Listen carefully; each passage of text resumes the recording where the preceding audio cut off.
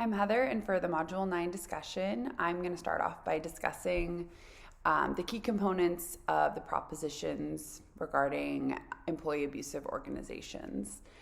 And I think that understanding these propositions helps us to understand how aggression works in the workplace while examining it as a systemic process that's perpetuated by different organizational systems rather than individualized behavior. I mean, obviously, individuals play a role in that, but it becomes part of the culture of the organization and deeply embedded into it. Behaviors can become normalized if the organization affirms, reinforces, or does nothing to change these counterproductive workplace behaviors. Number one of the propositions was EAOs are likely to develop an abusive employee and antagonistic discourse is evident in two or more message flows. So when an abusive relation occurs, it's brought to the attention of management or leadership, and they minimize the situation and reinforce the behavior, not preventing it from continuing to happen. The second one is that EAOs are likely to develop when an organizational leader enacts or condones abusive or hostile discourse, and leadership doesn't seem to, if they don't seem to want to or do nothing to remedy an abusive action, ignoring it, ignoring the problem, it seems as if it's being pardoned, or in the lack of reprimand sets the stage for similar behavior to succeed in the future. The third one, EAOs are more likely to develop when numerous organizational members breach the norm of civil discourse. EAOs develop over time, and they may not start off as abusive, but employees continue the patterns of abusive trends, so they become normalized and embedded in the culture. Number four, develop when a syncretic superstructure is marked by cultural norms of competition, individualism, and aggression. And competitive culture can create individualized behaviors that breed aggression as employees battle for scarce resources, such as reward, promotion, merit, or even keeping their job. Number five, EAOs worsen when they become when these interactions persist over time, the aggressive actions and behaviors that aren't disciplined become reaffirmed, and they just continue. 6, EAOs also always result in harm and negative outcomes for a variety of stakeholder groups. This speaks to this physical and psychological ramifications of employees experiencing aggressive behavior and counterproductive workplace behavior.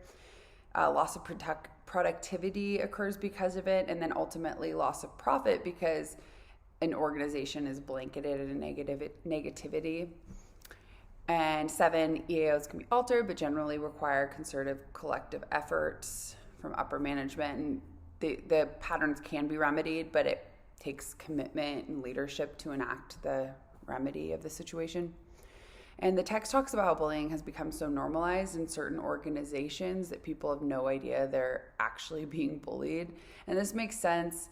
When I started, I used to work at a salon, and my boss was, she was incredibly aggressive, and she bullied me a lot.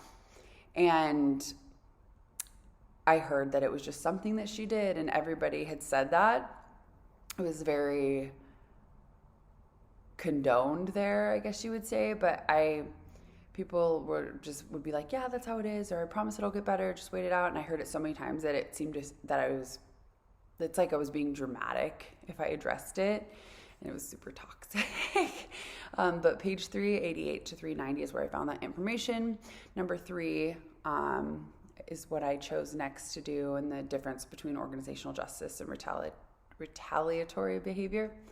Distributed justice consists of the way that rewards are perceived to be divvied among a group, and questions of fairness are posed when rewards and resources are not deemed to be are deemed to be disproportionate.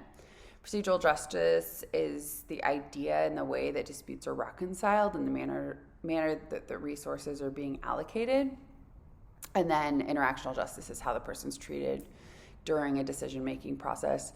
And I talked about the social exchange theory and the 4 basic parts. In any given situation, individuals have multiple actions they can choose. Every action comes with a set of costs and rewards.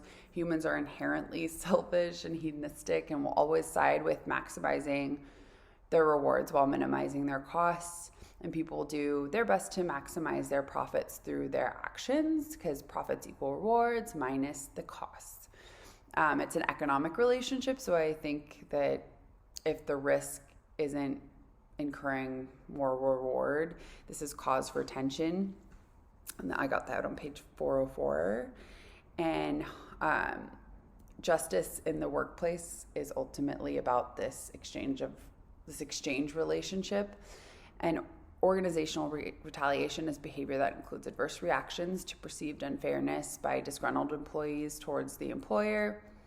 And if distributive, procedural, and I found that definition on page 406. And then if distributive, procedural, or interactional justice do not seem fair for an individual, this could be cause for retaliation within an organization. People want to be respected and treated fairly, especially in an economic relationship.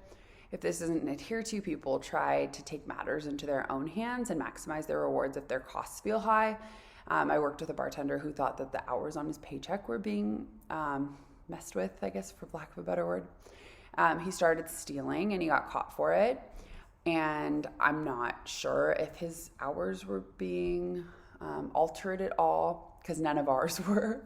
But he was trying to make up for his perceived costs by maximizing his rewards.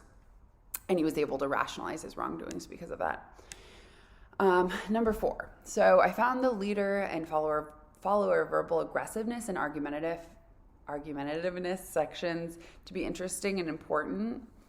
Verbal aggression affected a follower's view of their leaders and credibility, which include their competence, whether they were carrying a exhibited goodwill, I guess you would say, and whether they were trustworthy. And this suggests that follower perceptions are created through looking at all of those things, I guess I wrote, and looking at all 3 of those things, they decided if the leader was trustworthy or not. And then argumentativeness affected those perceptions positively.